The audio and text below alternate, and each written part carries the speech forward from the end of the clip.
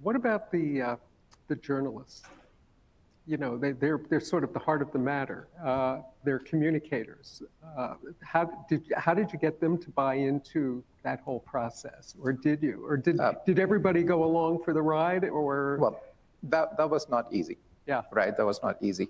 But again, using helpful tools was influential in this process. So we embrace data. And today everything runs on digital and technology, right? So you can measure and track everything. So we kind of created a chart that, so we are a for-profit business, right? So everything we do has to be attributed towards growing revenue or top line or bottom line.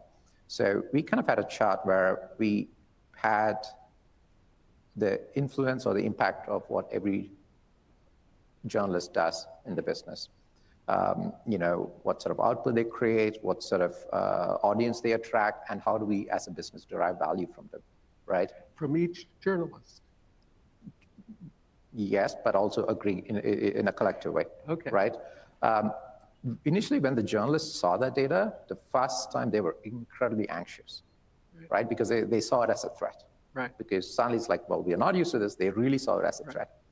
But very quickly, by, again, constantly communicating in a positive way, they started to see, well, if I'm coming and working so hard, I want as many people to read my stories as possible, or I want to have a real impact. So if the company can have the right tools to help me achieve that impact, I feel happy coming to work, right? I feel more satisfied.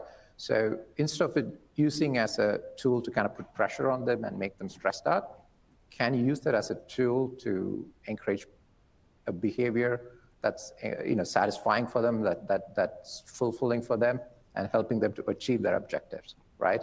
So as we started to do that, the business again started to go forward, and those who could not embrace that, we had to have a different conversation with them. But again, that was a very powerful and influential tool.